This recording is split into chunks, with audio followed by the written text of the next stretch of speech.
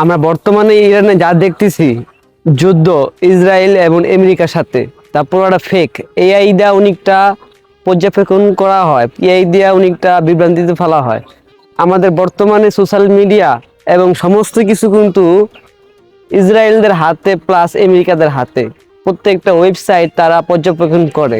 আপনি একটা ইসলামিক কথা এবং ইসরায়েলের পক্ষ নিয়ে ভালো কিছু বলবেন, ওইটা হবে না। আর আপনি যদি বলেন ইসরায়েল অনেক যুদ্ধ করতেছে করতেছে, এইগুলো আপনারা দেখবেন কি এই ভিডিও যাবে না। কিন্তু আপনি ইরানের পক্ষ নিয়ে যদি বলেন ইরান মাশাল্লাহ আলহামদুলিল্লাহ এগিয়ে আছে, এতগুলা মিসাইল মারছে, দেখবেন ওইগুলা ভিডিও কিন্তু ভাইরাল হয়ে যাচ্ছে। তার মানে কি ইরানে প্রচুর পরিমাণ ক্ষতি হইতেছে, যেটা ইরানের বাসীরা জানে।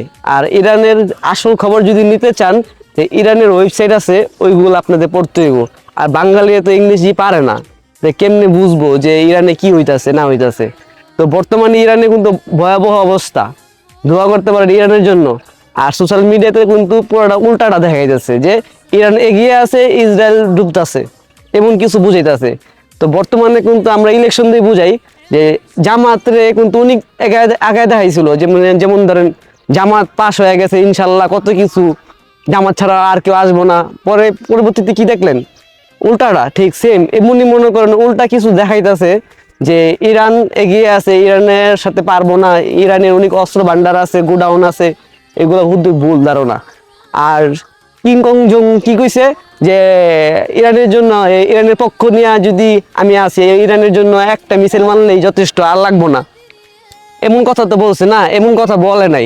কিংকং জুনে বলছিল যে এই কথা যে আমি যদি মারা যাই, আমার পরে যে আসবো সে খুব ভয়ঙ্কর হবে, আর পৃথিবীকে দেখায়া যাবে, রেকর্ড করে যাবে।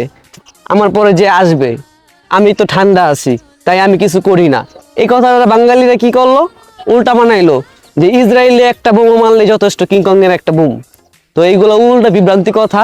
সোশ্যাল মিডিয়া সবসময় বিশ্বাস যাবেন না। সোশ্যাল মিডিয়ার একটু বানাচ্ছে না বেশি করার জন্য, ভিউ কামানোর জন্য এইগুলা বলে। তো আমরা সবসময় সাবধানে থাকবো, শিউরটা জানার চেষ্টা করবো। খুদ্ নিজের মাথা খায়া লাভ নাই, নিজের সময় নষ্ট করে লাভ নেই। সবাই সাবধানে থাকবেন।